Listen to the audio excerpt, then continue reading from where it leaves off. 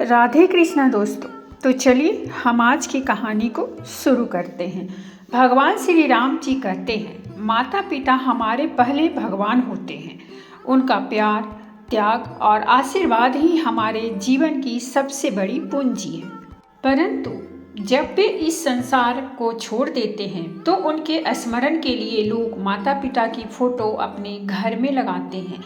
लेकिन प्रश्न यह उठता है कि क्या उनके जाने के बाद उनकी तस्वीर हमें लगानी चाहिए? क्या इसका कोई आध्यात्मिक प्रभाव होता है? इसके बारे में भगवान श्री राम जी क्या कहते हैं, आइए जानते हैं इस अलौकिक कथा में।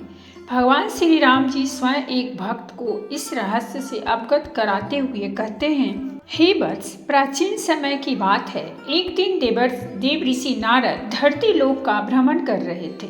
उन्होंने देखा कि कुछ लोग मृत व्यक्ति की चिता के पास खड़े होकर रो रहे थे और मन ही मन दुखी हो रहे थे। कुछ समय बाद वही परिजन उस मृत व्यक्ति की तस्वीर को अपने घर में लगाकर उनके समक्ष बैठकर उसे याद करने लगे। यह दृश्य देखकर देव ऋषि नारद आश्चर्यचकित हो गए। उन्होंने सोचा, आखिर मृत्यु के पश्चात परिजन तस्वीर घर में क्यों लगाते हैं? यह तो अभी संसार से मुक्त हो गया है, तो फिर तस्वीर का क्या कार्य? क्या तस्वीर लगाने से परिजन मृत आत्मा का आशीर्वाद प्राप्त करते हैं या इसके पीछे कोई और कारण है? देव ऋषि नारद इन प्रश्नों में उलझ गए और कुछ भी समझ न पाए। अपने संशय का समाधान पाने के लिए वे भगवान श्री हरि विष्णु के पास वैकुंठ लोक चले गए। वहां पहुंचकर उन्होंने प्रणाम किया। भगवान विष्णु मुस्कुराकर बोले, हे ब्रह्मानंदन, आपका स्वागत है। अवश्य ही आप किसी शंका के निवारण हेतु आए हैं। आइए बताइए, क्या कारण है जो आप चिंतित दिखाई दे रहे हैं? नारद जी बोले, हे प्रभु, मैंने धरती लोक पर देखा कि जब कोई मनुष्य मर जाता है तो उसके परिजन उसकी तस्वीर घर में लगा लेते हैं और उसके सामने श्रद्धा से बैठते हैं। हे प्रभु, क्या यह करना उचित है? क्या ऐसा करने से परिवार को लाभ मिलता है? क्या इससे मृत व्यक्ति का आशीर्वाद परिजनों को प्राप्त होता है? यह सुनकर भगवान श्री हरि विष्णु ने गंभीर स्वर में कहा, हे देव ऋषि, आपने अत्यंत महत्वपूर्ण प्रश्न किया है। इसके उत्तर में समस्त मानव जाति का कल्याण छिपा है। इसीलिए मैं आपको इसका समाधान एक अलौकिक कथा द्वारा बताता हूँ। इसे ध्यानपूर्वक सुनिए। जो भी मनुष्य इस कथा को शुरू से अंत तक सुनता है उस पर मेरा आशीर्वाद सदैव बना रहता है। नारद जी बोले, हे प्रभु, मैं वचन देता हूँ कि आपकी कथा को पूरे ध्यान से सुनूंगा। कृपया अब मुझे वह कथा सुनाइए। तब भगवान विष्णु बोले, हे नारद, प्राचीन समय में भारत देश में एक युवक रहता था जिसका नाम था श्याम। वह भगवान श्री कृष्ण का परम भक्त था। सत्य और धर्म का पालन करने वाला, माता पिता की सेवा करने वाला श्याम की पत्नी सीमा भी पतिव्रता और धर्मपरायण स्त्री थी। दोनों माता पिता के साथ सुखपूर्वक जीवन व्यतीत कर रहे थे। श्याम बहुत मेहनती था। दिन रात परिश्रम करके जो धन अर्जित करता उससे अपने माता पिता और पत्नी का पालन करता। परंतु एक दिन अचानक उसके माता पिता का देहांत हो गया। यह घटना श्याम को भीतर से तोड़ गई। उसने अंतिम संस्कार करने के बाद अपने घर के पूजा स्थान में माता पिता की बड़ी तस्वीर लगाई और रोज उनकी पूजा करने लगा। यहीं से उसके जीवन में एक नई दिशा की शुरुआत हुई जो उसे समझ और सत्य की ओर ले जाने लगी। भगवान श्री हरि विष्णु जी कथा को आगे बढ़ाते हुए कहते हैं, हे देव ऋषि नारद, जब श्याम ने अपने माता पिता की तस्वीर घर के पूजा स्थान में लगाई और प्रतिदिन उनकी पूजा करने लगा तो प्रारंभ में उसे संतोष मिला, जो उसे लगा कि वह अपने माता पिता को श्रद्धांजलि अर्पित कर रहा है। लेकिन कुछ ही सप्ताह बाद उसके जीवन में अजीब घटनाएं होने लगी। घर का वातावरण अशांत हो गया, मानसिक क्लेश बढ़ गया, पति पत्नी के बीच बार बार झगड़े होने लगे। श्याम को विचित्र सपने आने लगे। कभी कभी उसे ऐसा प्रतीत होता जैसे कोई अदृश्य शक्ति उसे रोक रही हो। इन सब घटनाओं से उसका मन पूरी तरह विचलित हो गया। एक दिन श्याम दुखी होकर गंगा तट पर जाकर बैठ गया। और रोने लगा। वहीं पास में भगवान श्री कृष्ण का एक भव्य मंदिर था। श्याम मंदिर में गया और मूर्ति के सामने हाथ जोड़कर बोला, हे प्रभु, हे मुरलीधर, कृपया मेरा मार्गदर्शन करें। मैंने अपने माता पिता की तस्वीर लगाकर उन्हें श्रद्धांजलि दी है, फिर भी मेरे जीवन में अशांति क्यों? मैं तो उन्हें सम्मान देना चाहता हूँ, तो यह दुख क्यों बढ़ रहा है? श्याम की प्रार्थना सच्चे मन से की थी। तभी वहाँ दिव्य प्रकाश फैल गया, वातावरण में मधुर सुगंध व्याप्त हो गई और साक्षात भगवान श्री कृष्ण प्रकट हुए। उनका रूप करुणा से भरा था, वाणी अत्यंत मधुर और शांत थी। श्याम विस्मित होकर खड़ा हो गया। उसे विश्वास नहीं हो रहा था कि स्वयं श्री कृष्ण उसके सामने खड़े हैं। कुछ क्षण स्तब्ध रहने के बाद वह भाव विभोर होकर बोला, हे प्रभु, आज आपके दर्शन पाकर मेरा जीवन धन्य हो गया। अब मेरे मन का सारा संशय दूर हो गया। लेकिन प्रभु, मैं जानना चाहता हूँ कि मेरे जीवन में ये कष्ट क्यों आ रहे हैं? मैं तो प्रतिदिन अपने माता पिता की पूजा करता हूँ, फिर भी मुझे दुख क्यों मिल रहा है? भगवान श्री कृष्ण मुस्कुराए और बोले, हे वत्स श्याम, तुम्हारी भावना निसंदेह पवित्र है। अपने माता पिता के प्रति तुम्हारा प्रेम और श्रद्धा पूजनीय है, किंतु अनजाने में तुमने जो किया है वह आत्माओं को बांधने का कारण बन गया है और यही तुम्हारे जीवन में क्लेश का स्रोत बना है। जब कोई आत्मा शरीर छोड़ देती है तो उसका उद्देश्य अगले जन्म की ओर बढ़ना होता है। आत्मा को अपनी यात्रा पूरी करनी होती है, परंतु जब हम मृत व्यक्तियों की तस्वीर पूजा स्थल पर रखकर उनकी आराधना करने लगते हैं तो हमारा प्रेम और मोह आत्मा को बांध देता है। वह आत्मा आगे बढ़ नहीं पाती और उसी भाव में भटक जाती है। श्याम यह सुनकर चकित हो गया। उसने विनम्रता से कहा, हे प्रभु, तो क्या मैंने गलती की है?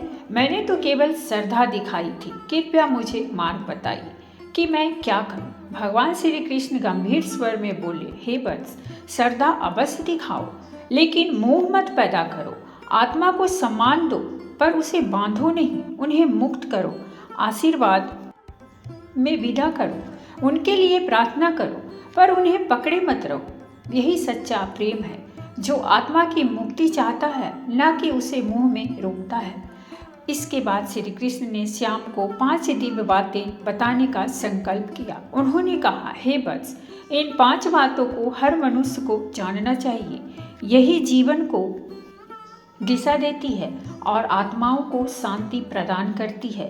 ध्यानपूर्वक सुनो। यही से श्याम के जीवन का वह मोड़ प्रारंभ हुआ जहाँ उसे सच्चे धर्म, सच्चे पुत्र धर्म और आत्मा की मुक्ति का रहस्य समझ में आने वाला था। भगवान श्री कृष्ण ने श्याम की ओर करुणा भरी दृष्टि डालते हुए कहा, हे वत्स, अब मैं तुम्हें 5 दिव्य सत्य बताता हूँ। यदि मनुष्य इन्हें अपने जीवन में उतार ले तो स्वयं भी सुखी रहता है और मृत आत्माओं की भी शांति मिलती है। पहला सत्य, मृत व्यक्तियों की तस्वीर को पूजा स्थान पर कभी मत रखो। पूजा स्थान केवल देवताओं और दिव्य शक्तियों का होता है। जब किसी के माता पिता अथवा परिजन इस संसार को छोड़कर जाते हैं तो उनका चित्र यदि पूजा स्थल पर रखकर आराधना की जाती है तो आत्मा बंधन में फंस जाती है। उन्हें बार बार बुलाने से उनकी यात्रा रुक जाती है। श्रद्धा रखो, परंतु तस्वीर को पूजा स्थल से दूर रखो। दूसरा सत्य, अपने मृत प्रियजनों की शांति के लिए भगवान का स्मरण करो। गीता का पाठ, राम नाम का जप अथवा किसी भी पवित्र मंत्र का उच्चारण करो और उनका पुण्य उन्हें समर्पित कर दो। जब तुम भगवान का स्मरण कर पुण्य अर्पित करते हो तो आत्मा को दिव्य गति प्राप्त होती है। तीसरा सत्य, श्रद्धांजलि का सही मार्ग दान है। यदि माता पिता या किसी परिजन की आत्मा को शांति देनी हो तो किसी भूखे को भोजन कराओ, किसी जरूरतमंद को सहायता दो, किसी प्यासे को पानी पिलाओ। यह दान आत्मा तक सीधा पहुंचता है और उनकी गति को सरल बनाता है। दान से आत्मा प्रसन्न होती है और तुम्हें भी आशीर्वाद देती है। चौथा सत्य, हर आत्मा का अंतिम लक्ष्य मुक्ति है। जैसे नदी समुद्र की ओर बढ़ती है वैसे ही आत्मा परमात्मा की ओर बढ़ती है, पर यदि हम उन्हें मोहवश बांधते हैं तो उनकी यात्रा कठिन हो जाती है। इसलिए मनुष्य का कर्तव्य है कि अपने प्रियजनों के लिए रोए नहीं बल्कि प्रार्थना करे कि उन्हें दिव्य लोक में स्थान मिले। 5वां सत्य, सच्चा प्रेम वही है जो आत्मा की स्वतंत्रता चाहता है। यदि तुम अपने माता पिता से सचमुच प्रेम करते हो तो उन्हें परमात्मा में विलीन होने दो। उनकी स्मृतियाँ तुम्हारे हृदय में रह सकती है, लेकिन पूजा और आराधना केवल भगवान की ही होनी चाहिए। भगवान ही वह सेतु हैं जो जीव और आत्मा को जोड़ते हैं। यह सुनकर श्याम की आंखों से आंसू बहने लगे।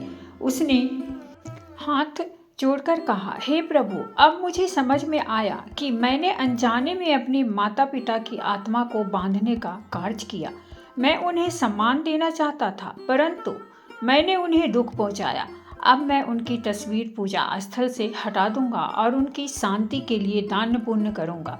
भगवान श्री कृष्ण ने मुस्कुराते हुए कहा, हे वत्स, यही तुम्हारा सच्चा पुत्र धर्म है। आत्मा को बांधना नहीं बल्कि मुक्त करना ही सर्वोत्तम कार्य है। अपने प्रियजनों को भगवान को समर्पित कर दो, यही वास्तविक श्रद्धांजलि है। श्याम का हृदय हल्का हो गया। उसे ऐसा लगा मानो बरसों से जो बोझ उसकी आत्मा पर था वह उतर गया हो। घर लौटकर उसने अपने माता पिता की तस्वीर पूजा स्थान से हटा दी और एक विशेष स्थान पर रख दी जहाँ केवल स्मरण किया जा सके। उसने गीता का पाठ शुरू किया और हर सप्ताह दान देने लगा। धीरे धीरे श्याम का जीवन बदलने लगा। घर का वातावरण शांत हो गया, मानसिक अशांति दूर हो गई और उसका हृदय श्रद्धा और भक्ति से भर गया। उसे अनुभव हुआ कि अब उसके माता पिता की आत्मा प्रसन्न और मुक्त है। श्याम ने जब भगवान श्री कृष्ण की आज्ञा के अनुसार आचरण करना शुरू किया तो उसके जीवन में सुख और शांति का प्रवाह होने लगा। उसका मन अब भारी नहीं रहता था। घर में कलह और क्लेश समाप्त हो गए थे। उसे ऐसा लगता था जैसे उसके माता पिता दूर से ही आशीर्वाद दे रहे हों। कुछ ही महीनों में श्याम की भक्ति और श्रद्धा इतनी गहरी हो गई कि गांव वाले भी उससे मार्गदर्शन लेने आने लगे। लोग उससे पूछने लगे, श्याम भाई, आपके घर का वातावरण इतना शांत और पवित्र कैसे है? पहले तो अक्सर झगड़े की बातें सुनते थे। श्याम मुस्कुराकर कहता, यह सब श्री कृष्ण का प्रसाद है। मैंने उनसे सीखा कि मृत आत्माओं को पूजा स्थल पर बांधना उचित नहीं। उनकी आत्मा को मुक्त करना ही सच्चा सम्मान है। हम उन्हें प्रेम से स्मरण करें, उनके नाम पर दान करें और भगवान का स्मरण करें, तभी वे प्रसन्न रहते हैं। गांव वालों ने भी उसकी बात मानकर अपने घरों में यह परिवर्तन करना शुरू कर दिया और कुछ ही समय में पूरा गांव सकारात्मक ऊर्जा से भर गया। एक दिन फिर श्याम मंदिर गया और भगवान श्री कृष्ण के चरणों में गिरकर बोला, हे प्रभु, यदि आपने मुझे मार्ग न दिखाया होता तो मैं अज्ञान में रहकर अपने माता पिता की आत्मा को बांधता रहता। आपने मुझे मुक्त किया और मेरे जीवन को प्रकाशमय कर दिया। आज मेरा हृदय केवल आभार से भरा है। भगवान श्री कृष्ण ने मधुर मुस्कान के साथ कहा, वत्स, यही जीवन का सबसे बड़ा सत्य है कि मोह त्याग कर आत्मा को मुक्ति की ओर बढ़ने दो। मनुष्य को अपने कर्तव्यों का पालन करना चाहिए, परंतु परम सत्य यह है कि हर आत्मा की अंतिम यात्रा परमात्मा की ओर ही है। स्मरण रखो, पूजा स्थल पर केवल देवताओं की पूजा हो, मृत आत्माओं के लिए दान और प्रार्थना हो, हृदय में सदैव भगवान का नाम हो। यही जीवन का धर्म है, यही वास्तविक भक्ति है। श्याम की आंखों से आनंद आंसू बहने लगे। उसके लिए यह अनुभव केवल एक शिक्षा नहीं बल्कि जीवन का परिवर्तनकारी क्षण था। कथा यही समाप्त होती है, पर इसका संदेश हर युग में प्रासंगिक है। हम अपने मृत प्रियजनों का सम्मान उनकी आत्मा को बांधकर नहीं बल्कि मुक्त करके करते हैं। सच्चा प्रेम वही है जो आत्मा को ईश्वर तक पहुंचने में सहायक बने हैं। तो दोस्तों, ये थी हमारी आज की कहानी और अगर कहानी अच्छी लगी हो तो प्लीज़ हमारे चैनल को सब्सक्राइब कीजिए, वीडियो को लाइक और शेयर जरूर कीजिए। कहानी सुनने के लिए बहुत बहुत धन्यवाद। मिलते हैं हम एक नई कहानी के साथ।